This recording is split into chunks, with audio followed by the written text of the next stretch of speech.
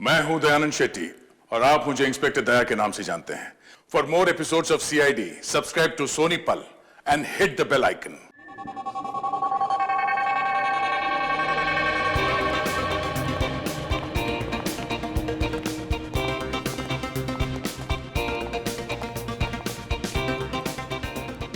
Hello, welcome mister Chandra.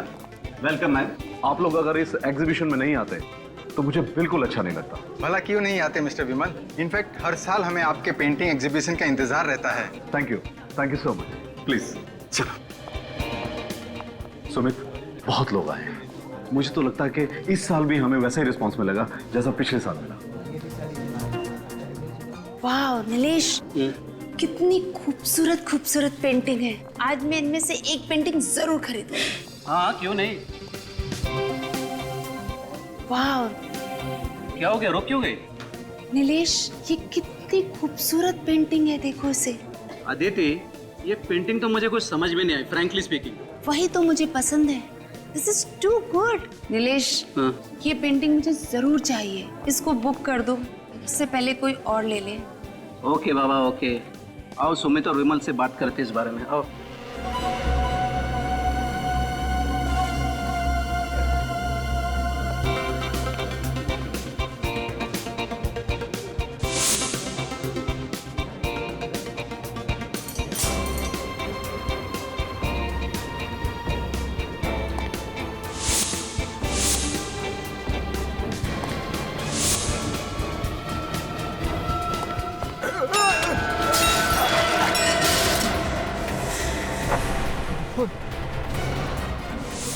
अरे इसे pose देता हूँ जल्दी।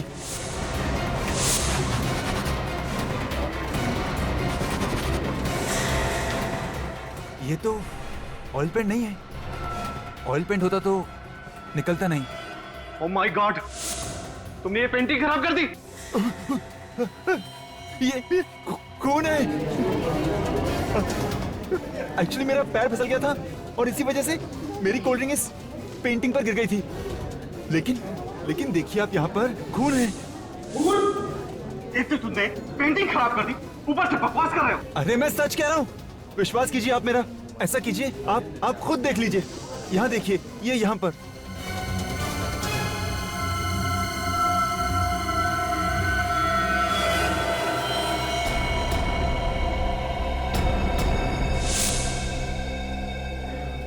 हाँ सुमित, ये ठीक कह रहा है। ये तो वाकई खून है। लेकिन पेंटिंग पे खून कहाँ से आया? मुझे तो समझ नहीं आ रहा। हमें CID को फौरन बुलाना पड़ेगा।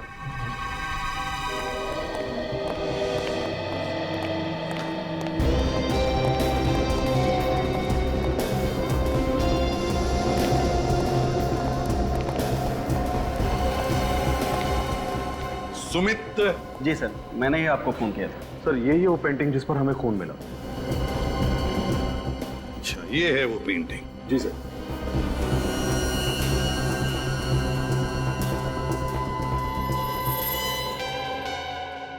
ये क्या है? पेंटिंग तो गीली है। सर इस पे कोल्ड ड्रिंक गिर गई थी, इसलिए गीली हो गई। Cold drink?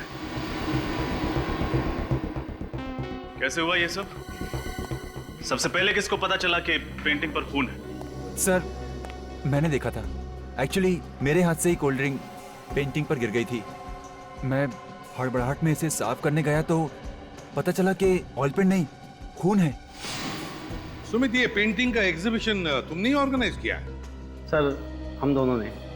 ये विमल है मेरे बिजनेस पार्टनर। हर साल हम लोग ये एग्जीबिशन ऑर्गेनाइज करते हैं।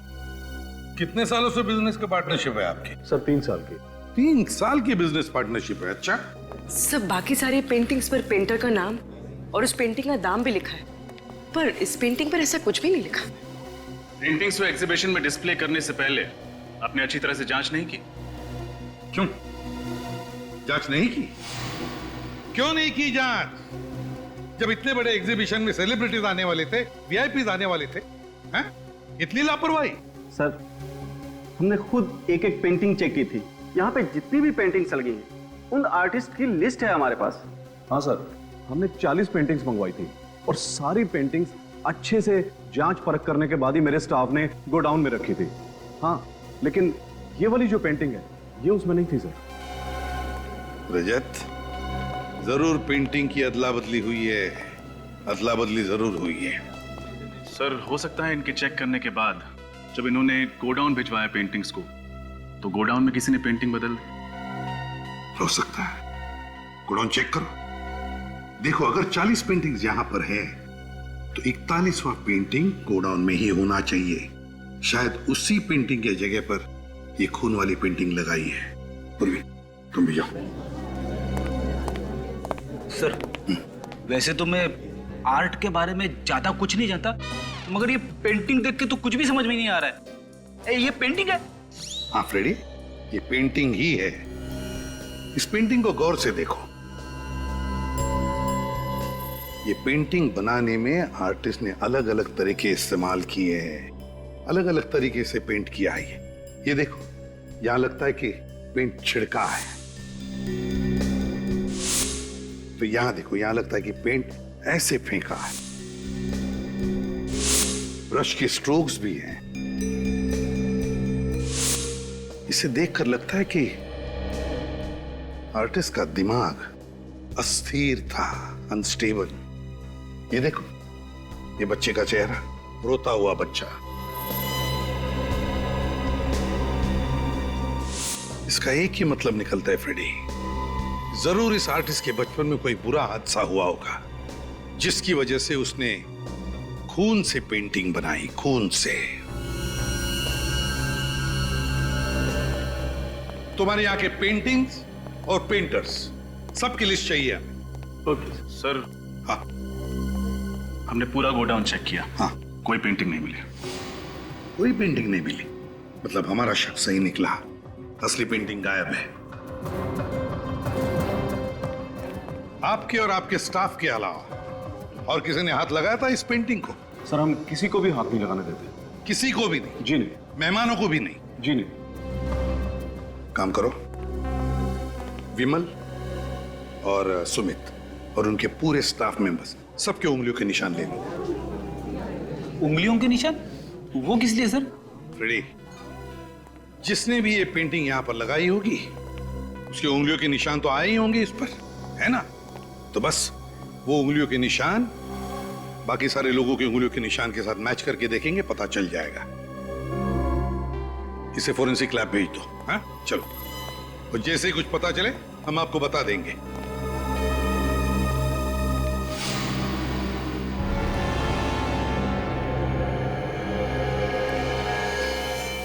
ये किसकी फोटोग्राफ है?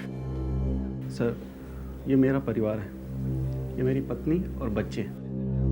पंचगंदी में एक एक्सीडेंट हुआ था, कार खाई में गिर गई और सब मारे गए। I am sorry.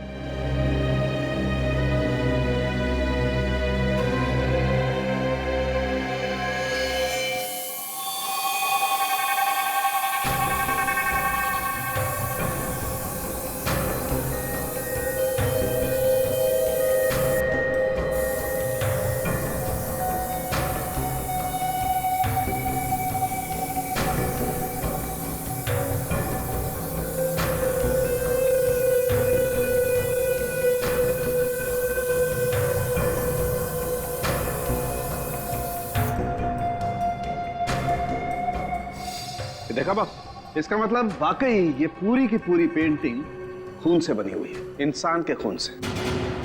क्या? इंसान के खून से? हाँ, पूरी पेंटिंग। मगर इतना सारा खून उसके पास आया कहां से होगा? वही तो, ऐसी पेंटिंग कोई शौक के लिए नहीं बनाता। एक और बात ऐसी पता लगी है बॉस, जिसे जानोगे तो आप सब लोग हैरान हो जाओगे। लेकिन क्या? ये जो पूरी पेंटिंग है, हाँ, ये जिस खून से बनी है वो किसी एक इंसान का खून नहीं। क्या?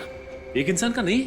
हाँ, हमने टेस्ट किया था, पता चला कि कम से कम 3 लोगों का खून मिला हुआ है इस पेंटिंग में।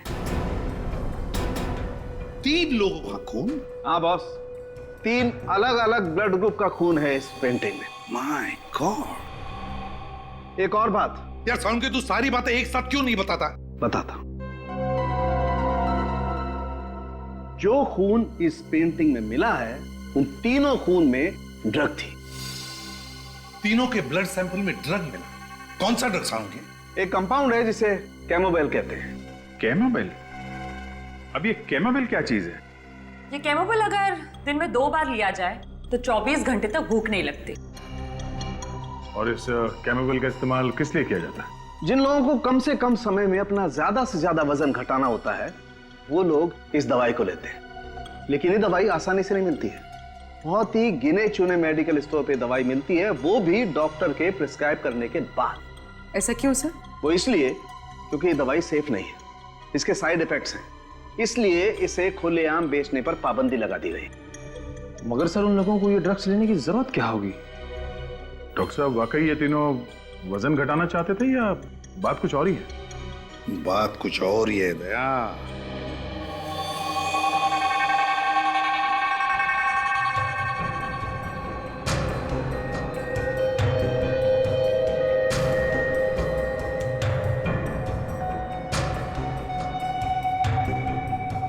खून भरी पेंटिंग, समझ में नहीं आता क्या चल रहा था उस पेंटर के दिमाग में।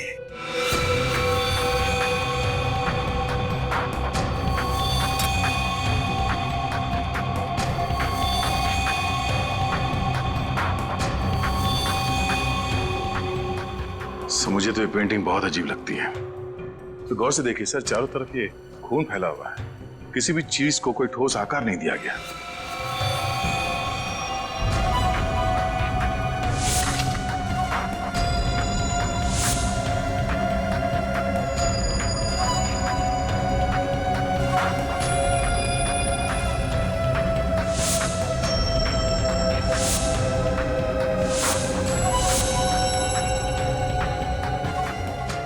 ये काम तो किसी नौसिखिया का ही लगता है।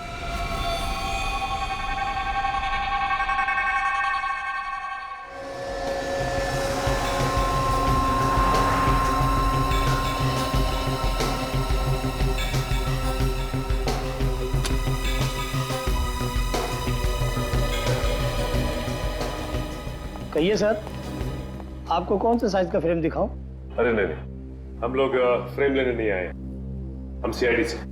सीआईडी? बात क्या है सर? कोई खास बात नहीं है, आपसे कुछ जानकारी चाहिए थी हम। विनीत, फ्रेम देखिए, तो फ्रेम आप ही की दुकान से खरीदा गया है ना? सर, ये एक स्पेशल डिजाइन है, ये सिर्फ हमारे ही कारीगर बनाते हैं। Very good. अब ये बताइए कि ये फ्रेम किसने और कब खरीदा था? एक आदमी था साहब, करीब 7 दिन पहले वो आया था, काफी जल्दी में भी था साहब। अच्छा, आप जानते हैं उसे? नहीं साहब, मैं पहचानता नहीं हूँ, वो पहली बार हमारी शॉप में आया था, कोई हमारा रेगुलर कस्टमर नहीं था। तो फिर नाम याद है आपको उसका? नहीं साहब, नाम तो नहीं। हाँ, देखिए इतना याद है कि उसने इसी डिजाइन के 2 फ्रेम खरीदे थे। कुछ तो याद करने की कोशिश करिए। वो दिखता कैसा था, क्या कपड़े पहना था, उसका हुलिया कैसा था? इतना तो याद नहीं है सर, पर हाँ, इस फ्रेम को खरीदने वाले कस्टमर का कुछ रिकॉर्ड है मेरे पास, मैं चेक करता हूँ। हाँ प्लीज।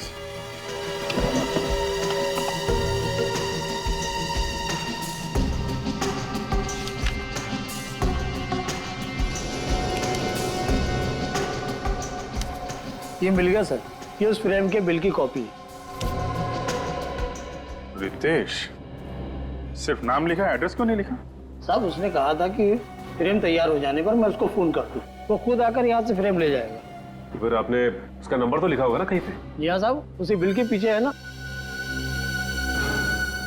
अच्छा, ये उसी का नंबर है? ये उसी का नंबर। Thank you. अब पता चल जाएगा ये रितेश है कौन, जो खून से पेंटिंग बना रहा है।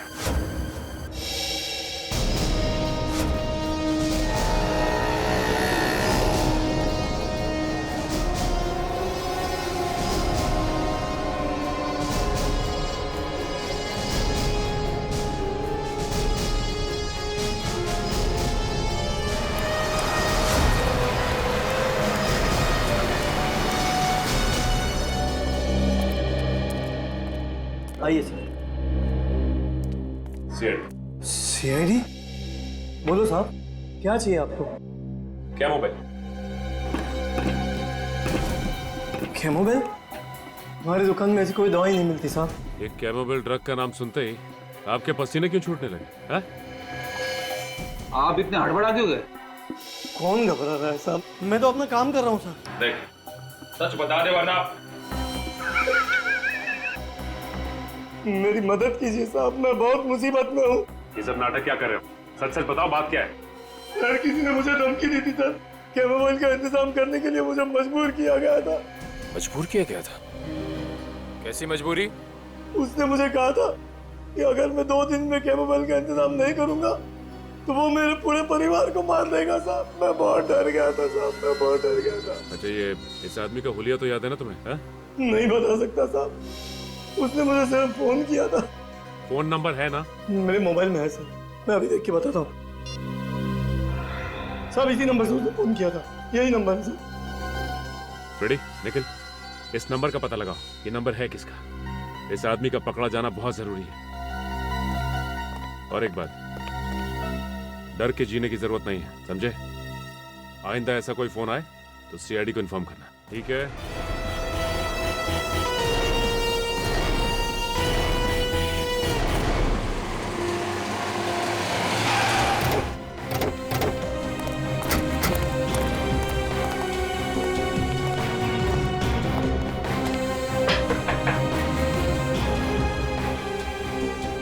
सर लगता है कि अंदर कोई नहीं है। हमारे आने से पहले ही ये रितेश फरार हो गया लगता है। तोड़ दो दरवाजा। सर दरवाजा तो खुला हुआ है। अंदर चलो।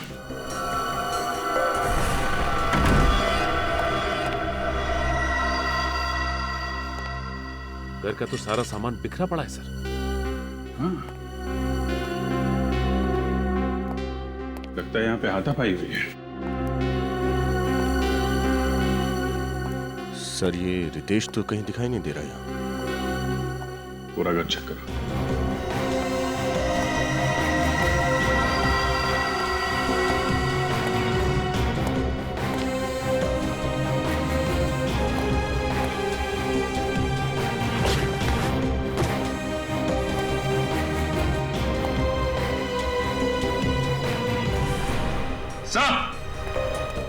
हाँ सच।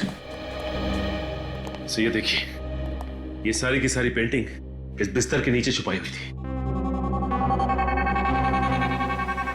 और सर ये पेंटिंग भी उसी पेंटिंग की तरह है जो एग्जीबिशन में मिली थी हमें, लाल रंग की।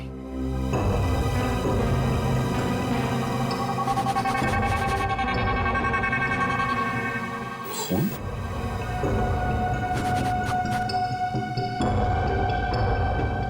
सारी पेंटिंग भी खून से बनाई गई। सर लगता है कि रितेश ये सारी पेंटिंग्स बना रहा है। पानी की आवाज?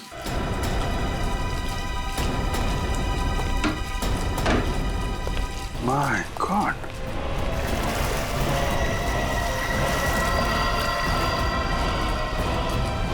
ये तो मर चुका है। इसे कहीं देखा लग रहा है।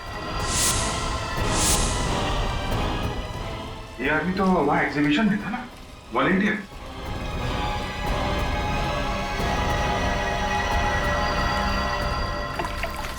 ये देखिए, ये इसके हाथ पे ये हल्का हल्का सा निशान।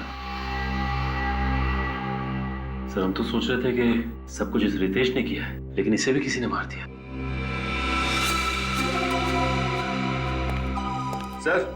सर ये देखिए, खून के निशान। सर हो सकता है कि रितेश की हाथापाई हुई हो कातिल के साथ, और हाथापाई के दौरान उसका खून यहाँ पे लग गया हो। कातिल का भी खून हो सकता है। काम करो, इस खून का सैंपल ले लो और लाश को फोरेंसिक लैब भिजवाने का इंतजाम करो। सर। हेलो, क्या?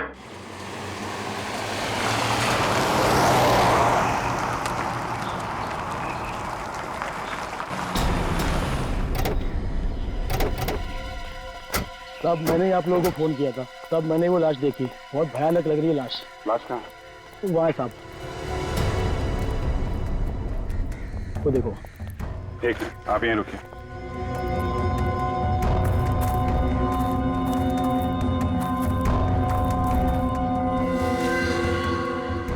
काम करो, लाश को बाहर निकालो।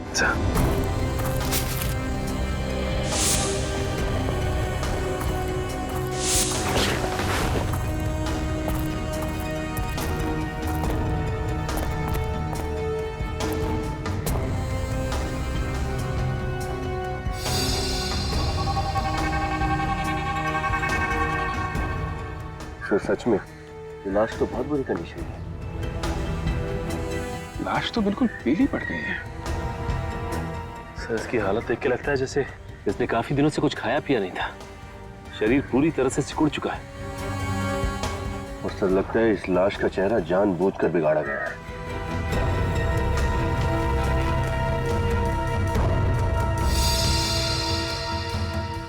ये देखिए सर, इसके हाथ पे ये छोटे छोटे निशान हैं। लेकिन सर ये निशान है किस चीज के?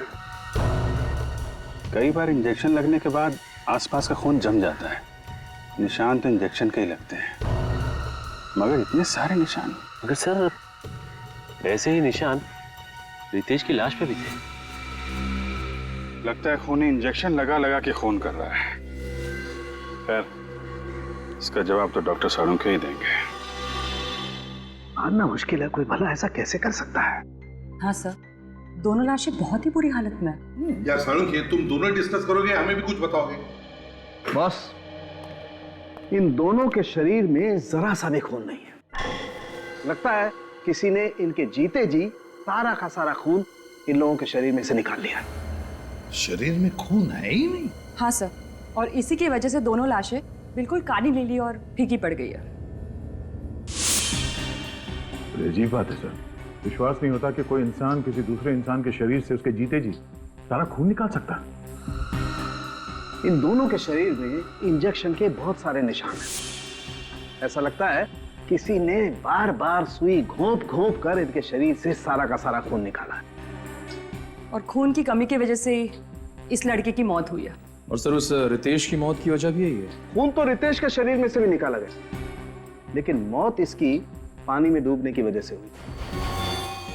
इसके फेफड़ों में हमें पानी मिला है। सर ये खूनी वही आदमी है जो पेंटिंग बनाता है। हाँ अभिजीत, ये एक ही आदमी का काम है, उसी का। एक बात और बॉस, रितेश के घर के दरवाजे पर जो खून का सैंपल मिला था वो खून रितेश का नहीं है। यानी वो खून किसी और का है? दया, वो खून उसी का है, उसी का जो रितेश का खून करने आया था। रितेश के साथ हाथापाई में से चोट लग गई होगी और वही खून दरवाजे पे लग गया होगा सर। मगर अभिजीत ये है कौन? है कौन ये? केमोबेल। पता लगाना पड़ेगा कि ये कौन है जिसने इस केमिस्ट को धमकी भरा फोन किया और ये दवाई मंगवा ली। सर मुझे तो आदमी पागल लगता है। कोई नॉर्मल इंसान ऐसी घिनौनी हरकत कैसे कर सकता है सर? किसी को भूखा रखना और थोड़ा थोड़ा करके खून चूस के उसे मार डालना। सर फिलहाल हमें 2 लाशें मिली, लेकिन ये मुमकिन है कि उसने और भी लोगों को कैद करके रखा होगा। हाँ रखा ही होगा, वरना अपनी पेंटिंग बनाने के लिए पेंट यानी कि इंसानों का खून कहां से लाएगा वो? जिसने भी उस केमिस्ट को फोन किया है ना, वही हमें उस खूनी तक पहुंचाएगा, वही आदमी। सर, हाँ सचिन, पता चल गया उस फोन करने वाले का? हाँ सर, जिस आदमी ने R&D मेडिकल स्टोर में फोन करके उस दुकानदार से बात की थी, उसका नाम रोहन है सर। रोहन? और पता? सर उसका पता भी चल गया, लेकिन उसके पते पे जाकर पता चला कि उसके नाम की तरह उसका पता भी नकली है सर। नाम भी नकली और पता भी नकली, तो फिर ये फोन किया किसने होगा? है कौन ये? सर ये फोन जिसने भी किया उसने सिम कार्ड लेने के लिए नाम और पता दोनों ही नकली दिया था सर। सर उसने उस दवाई की दुकान पे फोन किया और फोन ट्रेस ना हो इसलिए सिम निकाल के फेंक दिया। कोई बात नहीं, उसने जिस वक्त उस दवाई की दुकान में फोन किया था, हम पता लगा सकते कि उस वक्त वो कहां पर था उसके उस फोन से। वो भी पता चल गया है सर। फिर ये फोन चोर बाजार से किया गया है, घाट कोपर के चोर बाजार से। चोर बाजार? फिर इस इलाके में तो नशीली चीजें बेची जाती है, ड्रग पेडलर्स के अड्डे बने हुए वहां पे। तो फिर दया, ये फोन जरूर किसी ड्रग पेडलर ने ही किया है।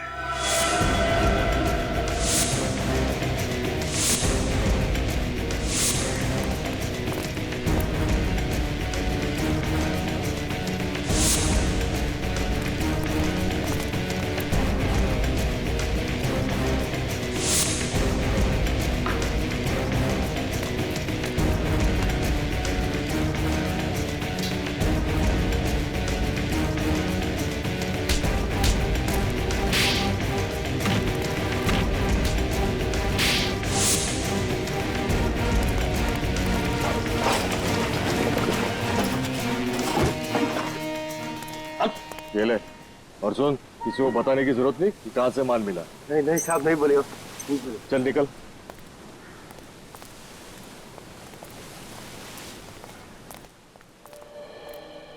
अरे भाई, अपने को दवा मांगता है क्या? मोबाइल मिलेगा क्या? अरे अपने पास ऐसी कोई दवाई नहीं है रे, अपन दवाई थोड़ी बेचते हैं। मना मत करना दोस्त, तुमको जितना पैसा चाहिए हम देने को तैयार है। अच्छा, कितना देगा? अरे अपन तो चलती फिरती बैंक है, कितना मांगता है? ऐसा क्या? ये शाने, पहला पैसा बाद में माल। ठीक है, पैसा दिखाएगा हम, लेकिन पहले माल एक हाथ ले और एक हाथ दे। चलते फिरते बैंक। अच्छा है, चलो मेरे साथ। एक मिनट। हाँ बोल पकिया। अरे ये सीआईडी है, बच के।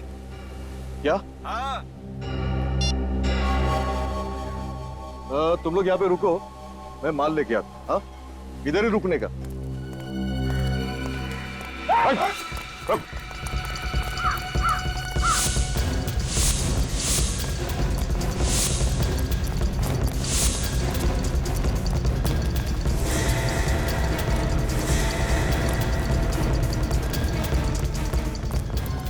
भागता किधर है? सीआईडी से भागता है? हाँ? मालूम है सब बताता है, सब बताता है, सब मालूम। सर वो कैमोबिल दवाई मैंने खुद के नहीं बल्कि किसी और के कहने से R&D मेडिकल स्टोर से मंगवाई थी साहब। उस दुकान में फोन करके धमकी तूने दी थी ना? हाँ साहब, लेकिन उसके बाद मैंने फोन स्विच ऑफ करके उसका सिम कार्ड फेंक दिया साहब। ये काम तू किसके कहने पे करता है? साहब मुझे एक दिन एक चिट्ठी मिली थी, उसमें लिखा था कि कैमोबिल नाम की दवाई का बंदोबस्त करो।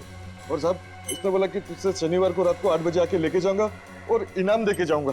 अच्छा, फिर वो दवाई लेने कौन आया था? साहब वो गाड़ी में आया, कांच खुली, माल लिया, पैसा दिया और चले गया साहब। तुमने गाड़ी तो देखी होगी ना, कौन सा मॉडल था?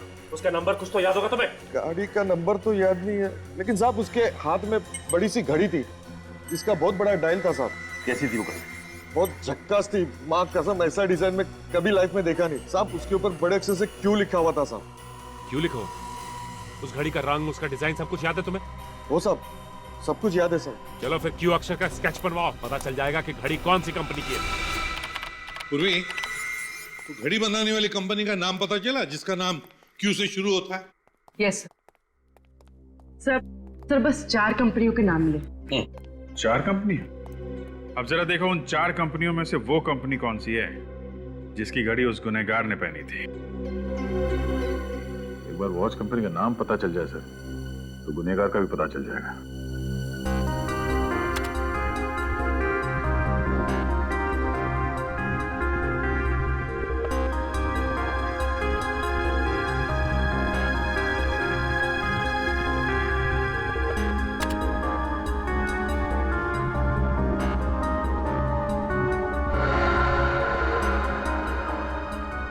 सब तो ये डिजाइन बिल्कुल इस डिजाइन जैसा।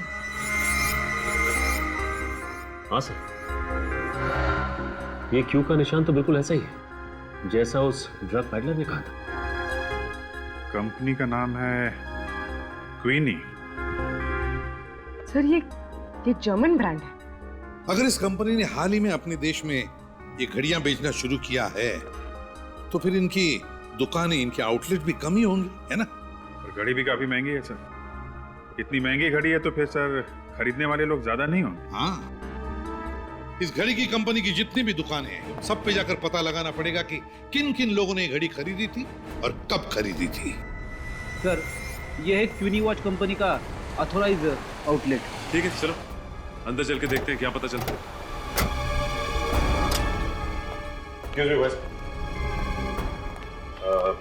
हमें आपके कंपनी की घड़ी के बारे में जानकारी चाहिए। कौन सी घड़ी? इस घड़ी को ध्यान से देखिए, ये आपकी कंपनी की घड़ी है ना? ये हमारी लिमिटेड एडिशन घड़ी के डिजाइन है। अब बात क्या है सर? दरअसल हम लोग सीआईडी मुंबई से हैं और एक केस के सिलसिले में पूछताछ करना चाहते हैं। मैं आपकी क्या मदद कर सकता हूँ? अब हमें ये बता सकते हैं कि ये घड़ी आपसे किसने खरीदी है? मैं अभी आपको बताता हूँ।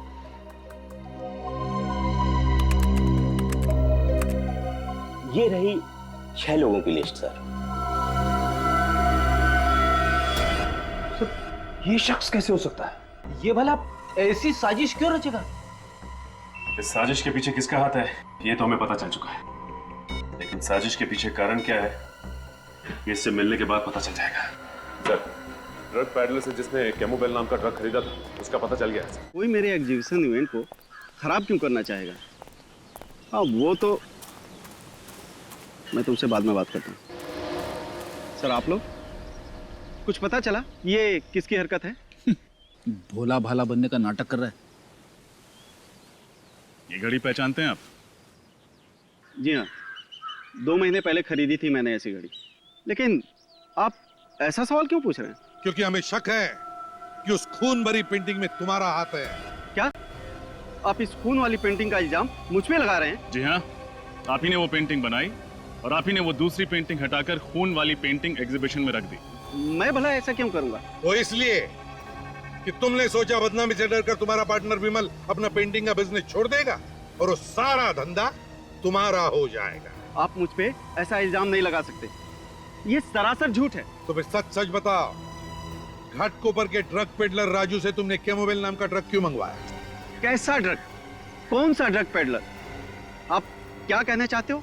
मेरी कुछ समझ में नहीं आ रहा। और हाँ, ये घड़ी मैंने अपने लिए नहीं खरीदी थी, ये मैंने अपने स्टाफ को गिफ्ट दी थी। खुद को बचाने के लिए अब एक नई कहानी। प्लीज आप मेरा विश्वास कीजिए, ये कोई कहानी नहीं है, सच है। तुम्हारे स्टाफ मेंबर का नाम और पता चाहिए हमें।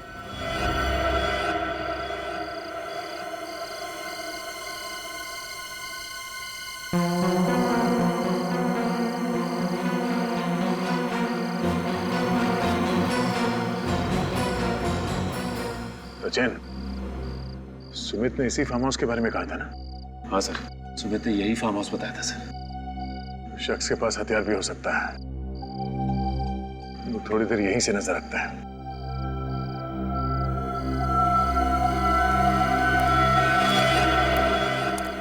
कोई आ रहा है वहां से, पीछे।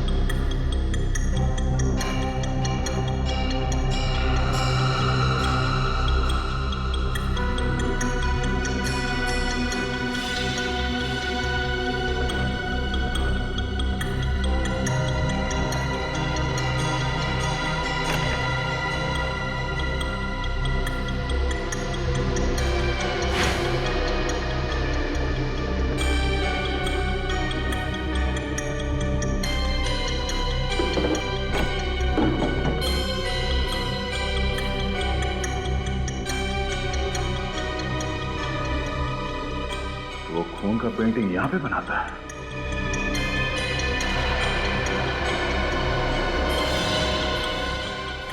ये क्या? सुमित की पत्नी और बेटा? दूसरा बेटा कहाँ है? जरा हाथ खोलो। ये दोनों तो बेहोश है सर। हाँ?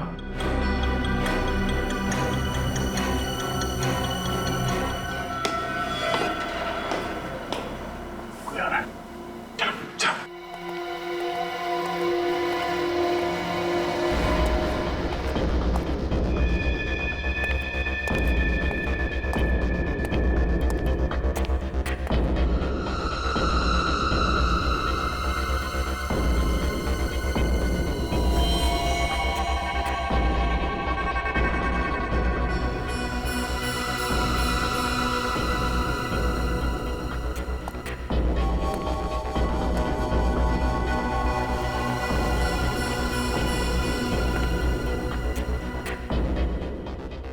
सर सुमित जी तो कह रहे थे कि उनकी पत्नी और दोनों बच्चे एक्सीडेंट में मारे जा चुके हैं।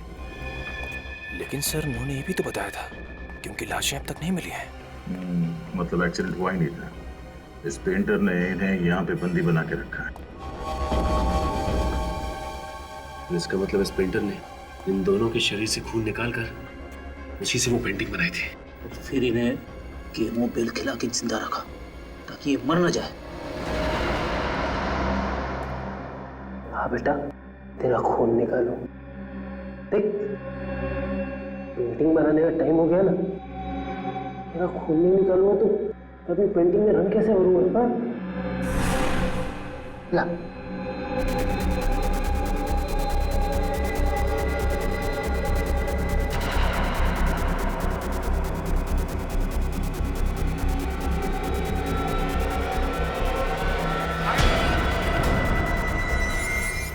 सर आप सर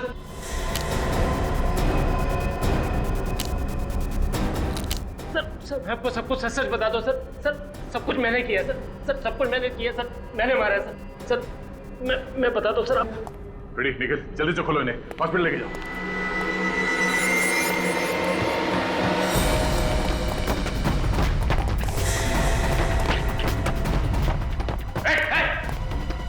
आगे मत आना, आगे मत आना। मैं मारूंगा अपने आपको। चाकू नीचे। पीछे जाओ, मैं मार रहा हूँ। ठीक है, इस बार छोड़ देते हैं हम लोग। अगर आइंदा ऐसा कुछ किया ना तो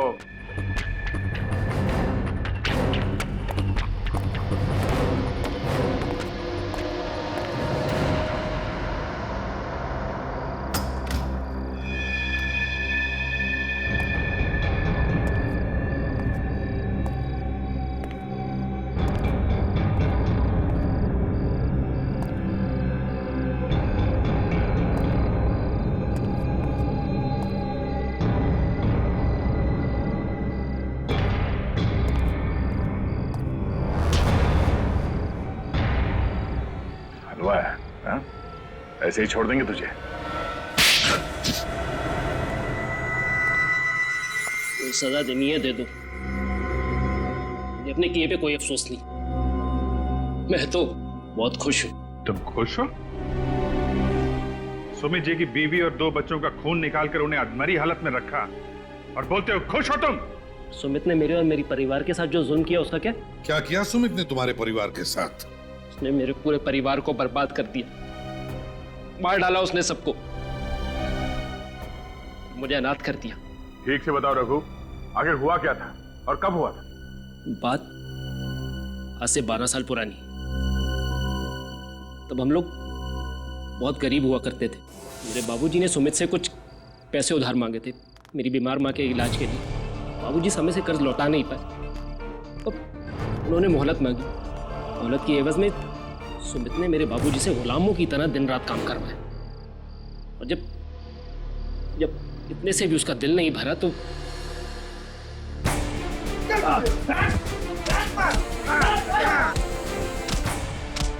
अरे मत मारो, अरे बचाओ, अरे बचाओ,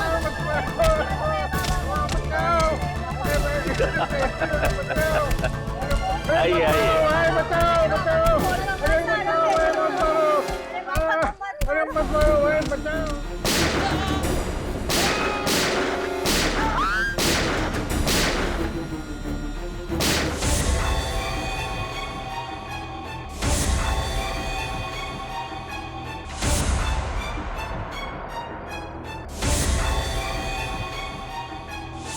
तो इसलिए तुम सुमित जी से बदला लेना चाहते थे? हाँ, इसलिए तो मैंने उनके यहाँ पे इतने साल नौकरी करी और उनके बारे में सब कुछ पता कर लिया।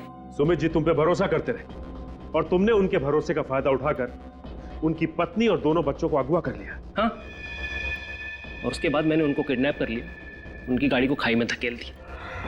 और तुमने उन्हें बंदी बनाकर एक खुफिया कमरे में छुपा के रख दिया। और फिर मैं उनका खून निकाल के अपनी पेंटिंग बनाता रहा। उन्हें केमोबेल ड्रग देता रहा ताकि वो बिना कुछ खाए पिए जिंदा रह सके और मुझे मेरी पेंटिंग बनाने के लिए खून मिल सके। और फिर वो पेंटिंग मैंने सुमित की एग्जीबिशन में रख दी। ताकि वो इस केस में फंस जाए, बदनाम हो जाए। और जंगल में जो लाश मिली थी वो तो सुमित के दूसरे बेटे की थी। बेचारा इतना कुछ झेल ही नहीं पाया, मर गया। फिर मैंने उसकी लाश का वो हाल किया कि कोई भी उसे पहचान ना पाए। और रितेश, वो तो तुम्हारा साथी था ना, उसे क्यों मार दिया तुमने? वो मेरी मदद करता था, अच्छा लड़का था, पर मैं अपनी पेंटिंग भी उसके घर में रखता था। लेकिन एक दिन उसे पता चल गया कि मैंने ये पेंटिंग खून से बनाई। वो मुझे धमकी देने लगा कि वो अपने बॉस को जाके सब कुछ सच सच बता देगा। तो आप बताइए ना कि मतलब ऐसे तो उसका क्या फायदा?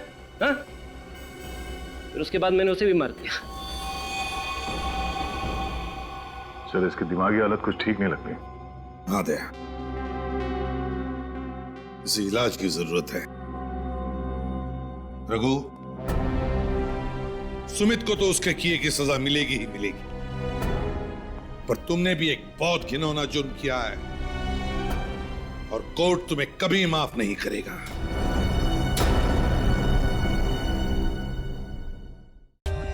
For more updates, subscribe to our channel, click the show links and enjoy watching the videos.